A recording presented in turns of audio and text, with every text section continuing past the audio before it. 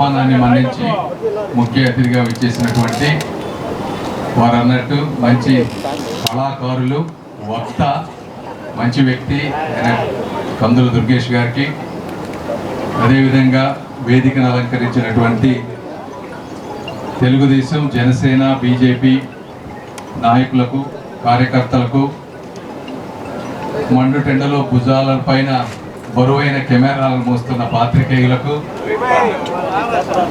గుంటూరు ప్రజలకు అందరికీ కూడా మనస్ఫూర్తిగా కృతజ్ఞతలు, ధన్యవాదాలు. చూస్తా ఉంటే నేను వస్తా ఉంటే ఫ్లెక్సీలు అన్ని కూడా నా పేరును వేశారు. అదేవిధంగా మాట్లాడిన వాళ్ళంతా కూడా ఇదంతా కేవలం పెమసాని వల్ల జరిగిందని చెప్తా ఉన్నారు. అయితే అందరూ గుర్తుపెట్టుకోవాల్సింది, ఎప్పుడు ఒక వ్యక్తి వల్ల ఏమీ జరగదు. ఈ రోజు నన్ను ఇక్కడ కూర్చోబెట్టినటువంటి అంటే అత్యంత మెజారిటీ తీసుకొచ్చారు కాబట్టి నాలో ఒక అత్యంత సేవాభావం పెరిగింది. సో ఆ విజయానికి సహకరించినటువంటి కూటమి నాయకులందరికీ, గుంటూరు ప్రజలందరికీ కూడా ఇందులో మొట్టమొదటి భాగస్వామ్యం ఉంది. రెండోది నన్ను నమ్మి నాకు టికెట్ ఇచ్చినటువంటి శ్రీ నారా చంద్రబాబు నాయుడు గారికి. మూడోది, నేను అడిగిన వెంటనే పొన్నూరుకు కానీ తెనాలికి కానీ వచ్చి ప్రజలందరి మధ్యలో నన్ను ప్రోత్సహించినటువంటి శ్రీ పవన్ కళ్యాణ్ గారికి కానీ, అదేవిధంగా ఈ ప్రాజెక్టులన్నీ తీసుకువెళ్ళినప్పుడు దానికి ఏమి క్వైరీ లేకుండా వెంటనే ఇచ్చినటువంటి శ్రీ నితిన్ గడ్కరీ గారికి కానీ, అదేవిధంగా ఒక కేంద్ర ప్రభుత్వంలో ఒక వ్యక్తి వచ్చి ఒక ప్రాజెక్టులు జరుగుతున్నాయంటే ఉట్టిగా అట్లా ఏమి జరగవు. దానికి అనుమతులు ఎక్కడో చాటి నుంచి ఇవ్వండి అని ఒక వచ్చినప్పుడు మాత్రమే జరుగుతాయి. దానికి సహకరించినటువంటి శ్రీ ప్రధానమంత్రి మోదీ గారికి, ఇలా ప్రతి ఒక్కరికి కూడా భాగస్వామ్యం ఉంది. రెండోది, బ్రిడ్జి తేవటం అంటే ఓన్లీ బ్రిడ్జ్ తేవటమే కాదు, దానికి ఆల్టర్నేట్ ట్రాఫిక్ రూట్స్ కావాలి, అందరినీ కోఆర్డినేట్ చేసుకోవాలి, రోడ్డు డెవలప్మెంట్ ప్లాన్స్ చేయాలి. ఇవన్నీ చేయాలంటే ఎమ్మెల్యేల సహకారం లేకుండా ఇప్పుడు ఒక రోడ్ ఎక్స్టెన్షన్లో పోతాయి అవన్నీ ఎవరు మాట్లాడాలి? ఎమ్మెల్యేలు కూర్చొని మాట్లాడి వాళ్ళందరినీ చేస్తే రోడ్ ఎక్స్టెన్షన్ ఆల్టర్నేట్ రూట్స్ వస్తాయి. కమిషనర్ గారు కానీ, మేయర్ గారు కానీ, కలెక్టర్ గారు కానీ వీళ్ళందరూ కోఆర్డినేట్ చేసినప్పుడు మాత్రమే ఇటువంటి మంచి ప్రాజెక్ట్ అవుతుంది. కాబట్టి క్రెడిట్ నా ఒక్కడికే కాదు, మన అందరిది అని చెప్పి మరొకసారి నేను మనస్ఫూర్తిగా చెప్తా ఉన్నాను. ఇందులో ఒకటి. రెండవది, ఈ ప్రాజెక్టుని తీసుకొచ్చినప్పుడు చాలా అపోహలు ఉన్నాయి. సరే, వారివి కొంతమందివి వ్యాపారాలు దెబ్బతింటున్నాయి కాబట్టి ఇబ్బంది పడవచ్చు. కాకపోతే వాస్తవాలు కూడా ప్రజలకు తెలియాలి. ఒకసారి ఆల్రెడీ చెప్పాను, మళ్ళీ ఇంకోసారి చెప్తా ఉన్నాను. బ్రిడ్జి పొడవు వచ్చేటప్పటికి ఇంతకుముందు 400 మీటర్ల చిల్లర ఉంటే ఇది మోర్ దాన్ డబల్ చేశాం. వాళ్ళు ఏమంటున్నారంటే ఇక్కడ హిందూ కాలేజ్ దాకా ఎందుకు పెట్టరు అంటున్నారు.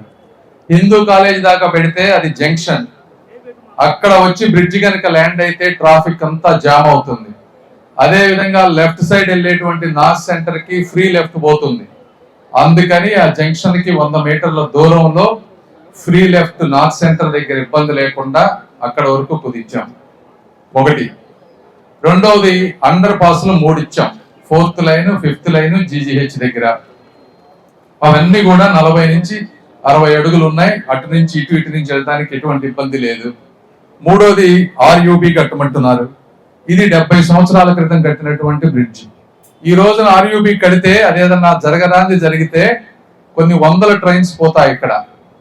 సో ఇప్పుడు ఉన్నటువంటి దాంట్లో టెక్నికల్ గా RUB కట్టడం అనేది జరిగే పనే కాదు. ఒకవేళ కట్టినా, రెండోది, రేపు మళ్ళీ ROB కట్టాలి అంటే ట్రాఫిక్ మొత్తం ఆపేయాలి ROBకి. మళ్ళీ అప్పుడైనా సరే మళ్ళీ 2 సంవత్సరాలు ఇబ్బంది పడతాం. మూడోది, RUB పర్మిషన్ తీసుకురావాలి. అవంత ఈజీ అయ్యేటువంటి పనులు కావు. సో ఇవి వచ్చిన ప్రాజెక్టు వెనక్కి వెళ్ళిపోతుంది. వీటన్నిటి దృష్ట్యా RUB అనేది ముందుగా కట్టలేం, సాధ్యమయ్యేది కాదు. అయితే ROB కట్టిన తర్వాత RUBకి ప్రొవిజన్ ఇచ్చాం. ఇది కట్టే సమయంలోనో అవసరమైతే ఇది కట్టిన తర్వాత ఆర్యూబీ కట్టే విధంగా డెఫినెట్ గా ఫ్యూచర్ లో ప్లాన్ చేస్తాం. ఎటువంటి అపోహలు వద్దు. మూడోది సర్వీస్ రోడ్ ఎక్స్టెన్షన్స్ అంటున్నారు. సర్వీస్ రోడ్స్ అనేది ప్రాజెక్ట్ తో సంబంధం లేదు. ఇప్పుడు ఉన్న దాంట్లో 23 అడుగులు అటు 23 అడుగులు ఇచ్చాం. ఫ్యూచర్ లో దాన్ని 60 అడుగులు కావాలంటే మున్సిపాలిటీ వాళ్ళు పర్మిషన్ తీసుకొని ఇంకొంచెం పక్కన ఉన్నవన్నీ కొట్టేసుకుంటా పోయి అది ఎక్స్టెన్షన్ చేసుకోవచ్చు. దానికి బ్రిడ్జికి సంబంధం లేదు. ఈ 3 అపోహలు. తర్వాత ఒకటి అసలు అడగాల్సింది ఏంటంటే వారు కానీ ఇంకొకళ్ళు దీన్ని 4 లేన్లు బదులు 6 లేన్లు చేయొచ్చు కదా అనేది ఉన్న వాటిలో ఒక వ్యాలిడ్ క్వశ్చన్. అది కూడా మేము ఆలోచించాం. 6 లేన్లు చేస్తే బాగుంటుంది ఫ్యూచర్ లో ఇబ్బంది లేకుండా అని. అయితే గుంటూరు మాస్టర్ ప్లాన్ లో 120 ఫీటే ఉంది ఈ రోడ్డుకి. సిటీలో 6 లేన్లు బ్రిడ్జి కట్టాలంటే అటు సైడ్ ఇటు సైడ్ చాలా ఎక్కువ డిస్ట్రక్షన్ జరుగుతుంది. ఇప్పుడు ఉన్న వాళ్లే కాకుండా ఇంకా ఎక్కువ మందికి ఇబ్బంది జరుగుతుంది. వాళ్ళందరూ అప్పుడు కోర్టుకు వెళ్ళి అవసరం లేనిది కడుతున్నారు, మాకు ఇబ్బంది పెడుతున్నారంటే పూర్తిగా ప్రాజెక్ట్ ఆగిపోతుంది. కాబట్టి 4 లేన్లకు పరిమితం చేశాం.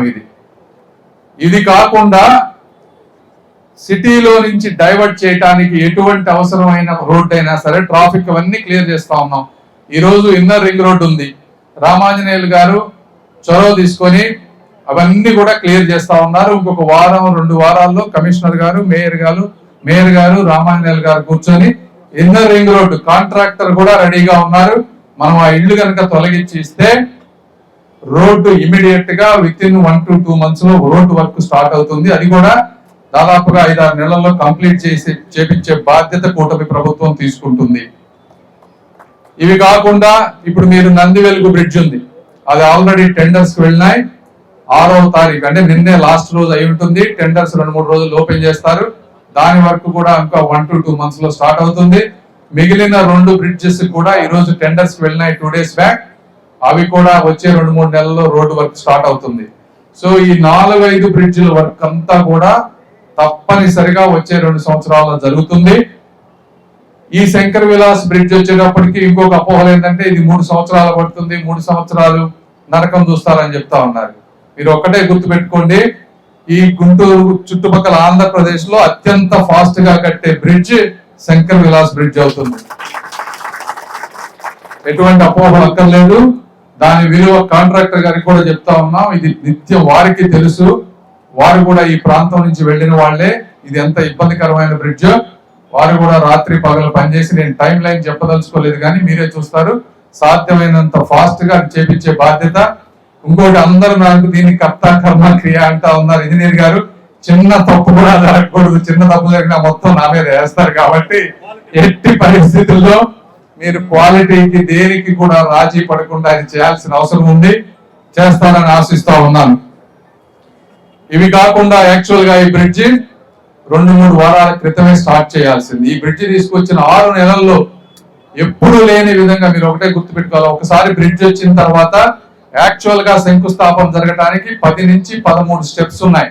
అడ్మినిస్ట్రేటివ్ శాంక్షన్, ఫైనాన్షియల్ శాంక్షన్, అదే విధంగా contractor technical sanction, contractor bank guarantee, ఇక్కడ కింద రైల్వే బ్రిడ్జ్ రైల్ లైన్స్ వెళ్తా ఉన్నాయి, వాటన్నిటిని కోఆర్డినేట్ చేసుకోవాలి. ఇలా 10 నుంచి 15 స్టెప్పులు అన్ని కూడా 6 నెలల్లో పూర్తి చేశారు. మా స్టాఫ్ దగ్గరుండి చేయించారు. ఇవన్నీ మా స్టాఫ్ కూడా నేను ఈ విధంగా ప్రత్యేకంగా ముఖ్యంగా రూప్ కుమార్ ఆఫీస్ కు వెళ్ళి మీరు ఒకటే గుర్తుపెట్టుకుని ఫైళ్ళకి కాళ్ళు ఉండవు, ఫైళ్ళను నడిపే కాళ్ళు కావాలి. అది మా ఆఫీస్ వాళ్ళు దగ్గరుండి చేశారు. కాబట్టి వారికి మీరు అందరూ కూడా మరొకసారి ధన్యవాదాలు చెప్పాలి. అదేవిధంగా దీన్ని 2-3 వారాల క్రితమే స్టార్ట్ చేద్దాం అనుకున్నాం, చేయాల్సింది. అయితే నేను అభిమానించే ఆరాధించే శ్రీ నారా చంద్రబాబు నాయుడు గారి చేతుల మీదుగా ఇది శంకుస్థాపన చేయాలని వారి డేట్ కోసం 2 వారాలు ఆగాం. అయితే వారి బిజీ స్కెడ్యూల్ ఉండటం వల్ల వారు ఇప్పుడు ఎందుకమ్మా కన్స్ట్రక్షన్ అయిపోయిన తర్వాత నేను ఓపెనింగ్ వస్తా అన్నారు. అందుకని ఈ రోజు ముందుకు వెళ్ళాం. ఏదేమైనప్పటికీ రేపటి నుంచి వర్క్ స్టార్ట్ అవుతుంది. కాబట్టి ఇందులో ఇబ్బంది పడే వాళ్ళందరూ కూడా దయచేసి సహకరించండి. 1కి 4 సార్లు మేయర్ గారు కమిషనర్ గారు విని మీకు ఎటువంటి చేయాలన్నా కూడా అవన్నీ కూడా చేస్తా ఉంటాం. అదేవిధంగా ఈ ప్రాంతంలో మీరు ఒక్కటే గుంటూరు ప్రజలను నేను కోరేది ఏంటంటే, ఇక్కడ నాకంటూ ఏమి స్వార్థం లేదు. జీవితంలో దేవుడు ఇవ్వాల్సినవి అన్ని ఇచ్చాడు. నాకంటూ ఏమీ లేనిదంటూ ఏమీ లేదు అనుభవించిన వ్యక్తిని. పొరపాటున కూడా తల తెగినా కూడా తప్పు చేయను. ఈ ఒక్క నమ్మకం పెట్టుకోండి. సాధ్యమైనంత వరకు గుంటూరు ప్రాంతాన్ని నా శక్తి మేరకు మా ఎమ్మెల్యేలను అందరినీ కలుపుకొని అద్భుతంగా నగరంగా తయారు చేస్తాం. ఇందాక మీరు చెప్పినట్టు, పెద్దలు చెప్పినట్టు, గాలి వెంకటేశ్వరరావు గారు, ఈ రోడ్ల మీద దేవాలయాలు, మాస్కులు, చర్చిలు కూడా అడ్డంగా ఉన్నాయి. అందరూ మీరు 1-2 సార్లు ఆలోచించండి. ఒక 3 నుంచి 6 నెలల సమయం తీసుకోండి. మీకు ప్రత్యామ్నాయం ఏం కావాలో చెప్పండి. మేయర్ గారికి, కమిషనర్ గారికి చెప్పండి. కాంపెన్సేషన్ ఇచ్చి వాటిని వేరే విధంగా మంచి ప్రాంతాల్లో కట్టించుకోండి. ఒక 6 నెలల్లో అవి కూడా మనం తీసేయాలని చెప్పి మీ అందరికీ మరొకసారి విజ్ఞప్తి చేస్తా ఉన్నాను. ఏదేమైనప్పటికీ ఈ కార్యక్రమానికి విచ్చేసినటువంటి అందరికీ కూడా మనస్ఫూర్తిగా ధన్యవాదాలు తెలుపుతా ఉన్నాను. థ్యాంక్ యూ అనంటాం. రాష్ట్రం ఒక 20-30 సంవత్సరాల పాటు ఏ రకంగా అభివృద్ధి చెందాలనేటువంటి ఒక సూక్ష్మ ప్రణాళికతోటి అద్భుతమైనటువంటి అభివృద్ధి కార్యక్రమాల్ని, ప్రజలందరికీ ఉపయోగపడేటువంటి సంక్షేమ కార్యక్రమాల్ని సమ్మిళితం చేసి నడుపుతున్నటువంటి రాష్ట్ర నాయకత్వం శ్రీ చంద్రబాబు నాయుడు గారి నేతృత్వంలో నడుస్తుండగా, ఆయనకి సహకరిస్తున్నటువంటి పవన్ కళ్యాణ్ గారి యొక్క భాగస్వామ్యం కనపడుతుండగా, ఇక్కడ గుంటూరు జిల్లా వరకు చూసుకున్నట్లయితే ఇక్కడ పెమ్మసాని చంద్రశేఖర్ గారిని ఎందుకు ప్రత్యేకంగా మనం అందరం అభినందించాలి అంటే, అదేవిధంగా వారికి సహకరిస్తున్నటువంటి శాసనసభ్యులు కూడా. కారణం ఏంటంటే, ఇప్పుడు రాష్ట్రంలో జరుగుతున్నటువంటి అనేక అభివృద్ధి కార్యక్రమాలు, ఆ నియోజకవర్గాలకి పరిమితమైనటువంటి కార్యక్రమాలు, లేకపోతే ప్రభుత్వం అందించేటువంటి పథకాల తాలూకు లబ్ధిని ప్రజలకు అందించేటువంటి కార్యక్రమాలు, చిన్నవో పెద్దవో అభివృద్ధి కార్యక్రమాలు చేస్తున్నటువంటి నేపథ్యంలో అధికారంలోకి వచ్చినటువంటి 10 నెలల కాలంలోనే ఒక బృహత్తరమైనటువంటి కార్యక్రమాన్ని చేపట్టి, అది సాధారణంగా నిర్వహించేటువంటి అభివృద్ధి కార్యక్రమం, సాధారణంగా నిర్వహించేటువంటి లబ్ధి చెందేటువంటి కార్యక్రమం కాదు. ఎంతో కాలంగా ప్రజలందరూ ఎదురు చూసి మరింత కాలం పాటు నిలబడగలిగేటువంటి ఒక నిర్మాణాత్మకమైనటువంటి బ్రిడ్జి నిర్మాణం చేయటం అంటే అది చంద్రశేఖర్ గారి వల్ల మాత్రమే సాధ్యపడిందని